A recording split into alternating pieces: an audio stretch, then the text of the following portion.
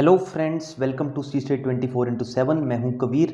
तो दोस्तों, इस वीडियो में हम डिस्कस करेंगे स्टॉक मार्केट फटाफट न्यूज़। आज की जितनी भी न्यूज़ है वो हम वन बाय वन करके डिस्कस कर लेंगे, चाहे वो बजाज फाइनेंस के क्वार्टरली रिजल्ट से रिलेटेड हो, इसके अलावा जीएमएम फोर्डलर, कुछ बातें हम देखेंगे वेदांता से रिलेटेड, फिर हम आईटीसीज के बारे में भी देखेंगे और एंड में हम टेलीकॉम सेक्टर से रिलेटेड न्यूज़ है, चाहे वो वोडाफोन आइडिया से रिलेटेड, क्योंकि आज कुछ हमने देखा था वोडाफोन आइडिया के नेटवर्क से रिलेटेड प्रॉब्लम्स भी केरला में आती हुई देखने को मिली थी।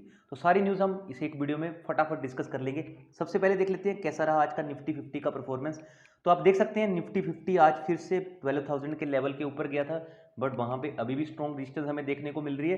12,000 के लेवल के ऊपर अभी क्लोजिंग नहीं दे पा रहा है। तो आप देख सकते हैं ओपनिंग अच्छी शानदार थी, हाई भी 12,018 के आसपास का था, बट क्लोजिंग बेसिस पे ये 11,937 के आसपास की हमें क्लोजिंग देखने को मिल रही है। 40 पॉइंट की तेजी के साथ ये बेसिकली क्लोजिंग है। ऑलरेडी बता चुका हूँ निफ्टी 50 के जो डायरेक्टली प्रोपोर्शनल होता है वो बीएससी सेंसेक्स होता है। अगर निफ्टी 50 तेजी से क्लोज होगा तो बीएससी सेंसेक्स में हमें तेजी देखने को मिलेगी। तो आप देख सकते हैं आज बीएससी सेंसेक्स में भी हमें 162 पॉइंट की तेजी देखने को मिली और इसकी क्लोजिंग 40,707 के आसपास है। हाई भी आप देख सकते हैं 40,976 का था, जो लेवल था 41,000 का, वो आज इसने इवन क्रॉस ही नहीं किया, वहां पे हाई रेजिस्टेंस देखने को मिली। डीजीआई देख लेते हैं, डीजीआई कैसा चल रहा है। तो डीजीआई आप देख सकते हैं, शार्प मूव चल रहा है। जब ये वीडियो रिकॉर्ड कर रहा हूँ 121 पॉइंट की तेजी देखने को मिल रही है। देखना होगा दोस्तों रात भर में किस हिसाब से डीजीआई में आगे मूवमेंट्स चलती हैं, क्योंकि यूएस में स्टिमुलस पैकेज से रिलेटेड बहुत ज़्यादा उम्मीदें लगाई जा रही हैं। इवन आपको पता है यूएस में प्रेसिडेंशियल इलेक्शन भी है, तो देखना होगा वहाँ पे क्या होता है। अगर वहाँ पे उल्टफेर होता है तो हमें कुछ ना कुछ अपने मार्केट में, इवन निफ्टी 50 में, या फिर आप कुछ कह सकते हो आप अच्छे अच्छे स्टॉक्स में एक जो करेक्शन होता है वो देखने को मिल सकता है। मूव करते हैं फर्स्ट न्यूज़ के ऊपर। तो पहली न्यूज़ है बजाज फाइनेंस से रिलेटेड। तो आप देख सकते हैं बजाज फाइनेंस की जो Q2 के रिजल्ट थे वो प्रॉफिट डिप हो चुका है 36% ईयर ऑन ईयर बेसिस, और आप देख सकते हैं 965 करोड़ मिसिस एस्टीमेट। तो इवन जो एस्टीमेट थे उसको भी इसने मिस किया है। एस्टीमेट लगाए जा रहे थे कि 985 के आसपास इनका प्रॉफिट आएगा, बट काफ़ी जो नीचे प्रॉफिट आया है। आप देख सकते हैं Bajaj finance on Wednesday posted 35.94% year on year drop in the net profit at ₹965 crore for the quarter ended September 30। The company had posted a profit of ₹1,506 crore in the corresponding quarter last year. Net interest income of the NBFC increased 4% year on year to ₹4165 crore. ET now poll had expected the figure at ₹4149 crore। तो दोस्तों मैं यही कहना चाहता हूँ, अगर अभी भी आपने बजाज फाइनेंस लिया हुआ है तो घबराइए नहीं, क्योंकि अभी आपको पता है फेस्टिव सीजन स्टार्ट हो चुका है।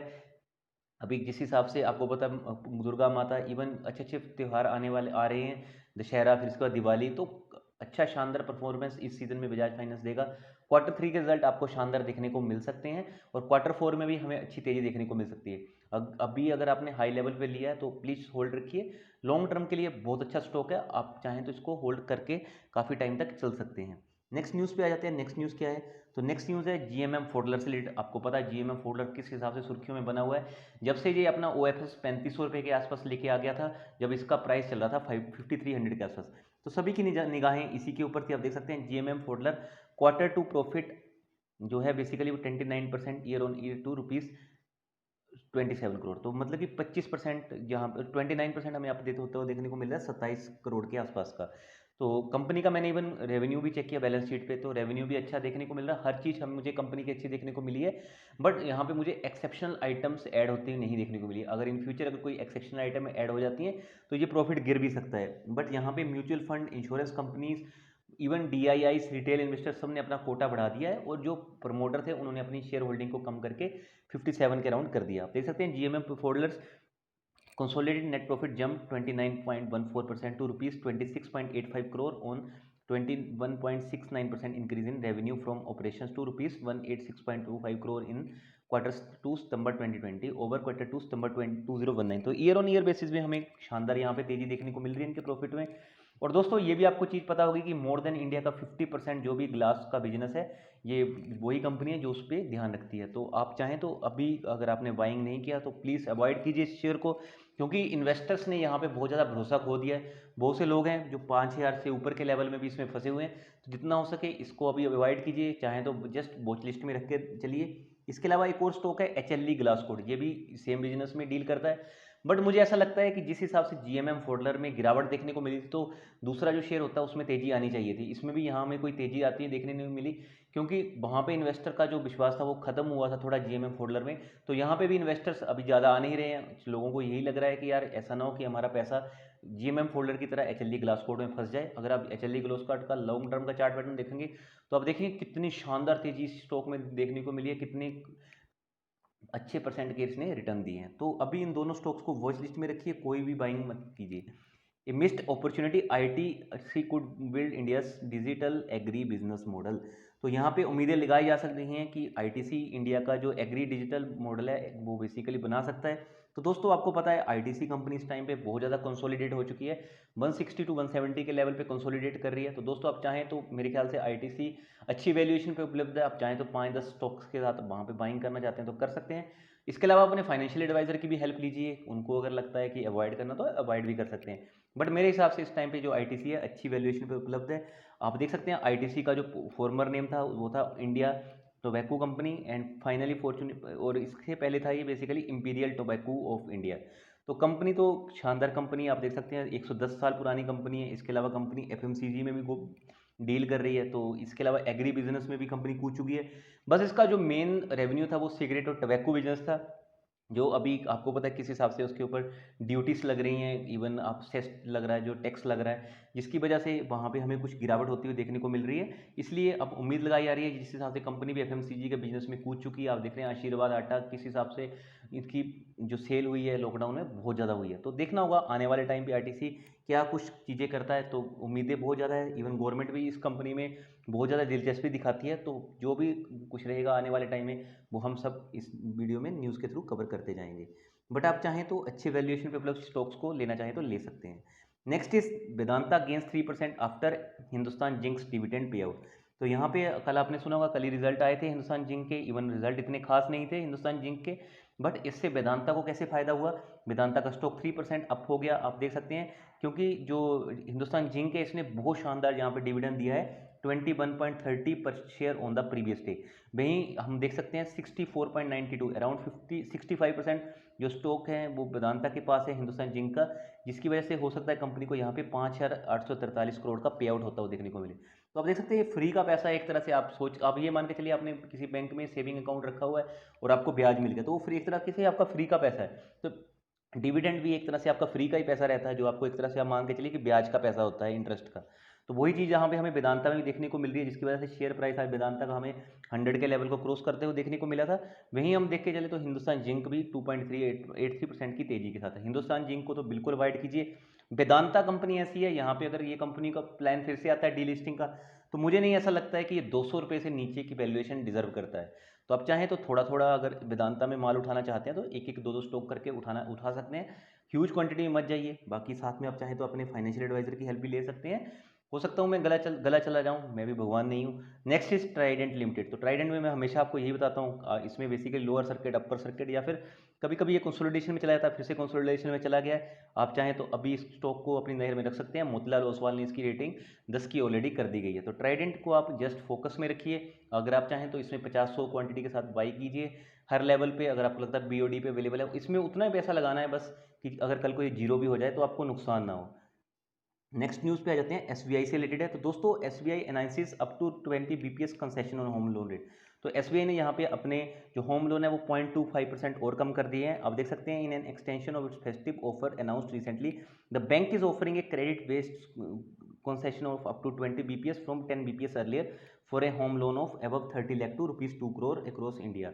सो दोस्तों इस न्यूज़ से बेसिकली थोड़ी बहुत तेजी हमें एसबीआई में आती हुई देखने को मिल सकती है। बट मेन न्यूज़ आपको पता है बैंकिंग सेक्टर से रिलेटेड जो आनी है वो 2 नवंबर को आनी है। उस न्यूज़ पे भी अपने को फोकस रखना है। अभी हो सकता है कुछ टाइम के लिए बैंकिंग स्टॉक्स भाग जाएं, बट अभी आप जो भी स्टॉक्स हैं उन पर नज़र रखिए। एसबीआई पब्लिक सेक्टर बैंक है, यहाँ पे आप इन्वेस्टमेंट करेंगे तो आपका पैसा जीरो नहीं होगा, बट यहाँ पे जो टाइम और वैल्यू आपके हिसाब से जो आपको रिटर्न बनेंगे वो बहुत कम बनेंगे। तो जस्ट इसको आप वॉच लिस्ट में रखिए। बाई करना तो 2-4-10 शेयर से ज़्यादा यहाँ पे बाई मत कीजिए। अगर आपको बाई करना है किसी बैंक में आपको अच्छा लगता है तो आप एचडीएफसी की तरफ जा सकते हो, आईसीआईसीआई की तरफ जा सकते हो, या फिर कोटक महिंद्रा की तरफ जा सकते हो। नेक्स्ट न्यूज़ पे आते हैं, Vodafone idea on A down turn again, can it rebound this time around.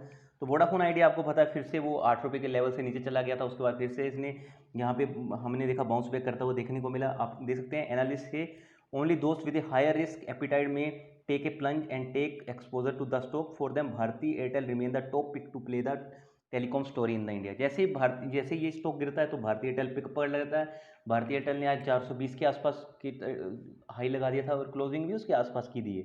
आज वोडाफोन आइडिया को आप देख सकते हैं 5 एक वाई रेटिंग है, 5 होल्ड रेटिंग है और 7 sell rating and 3 strong sell rating है। तो as per the data available on Reuter Econ database as of this past weekend, the mean and median price target of this estimates to at rupees 7.22 and rupees 6 respectively।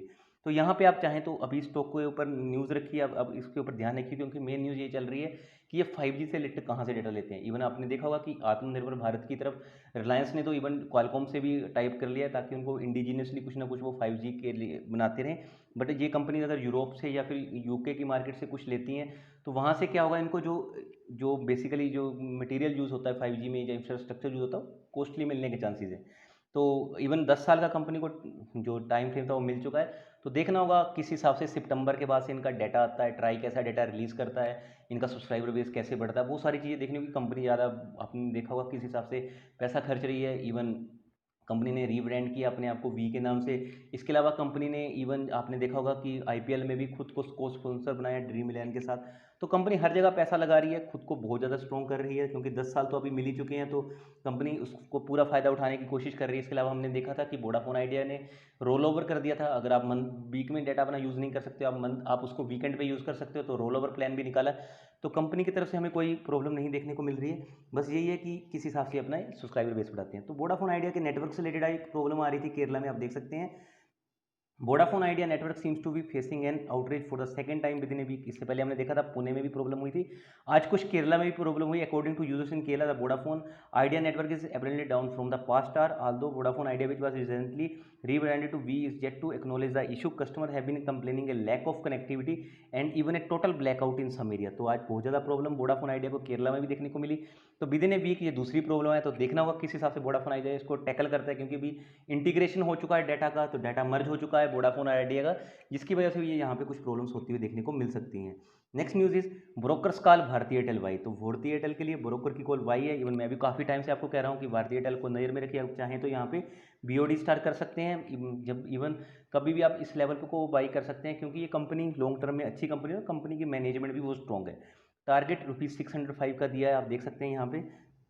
तो भारतीय share has even हमने देखा कि भारतीय का share बहुत ज़्यादा decline भी हो चुका है, बट डोलेट कैपिटल यहाँ पे 605 का टारगेट दे चुकी है। और आज भी आप देख सकते हैं, अगर मैंने पिछली वीडियो में भी कवर किया था, इसको बाई कीजिए आप।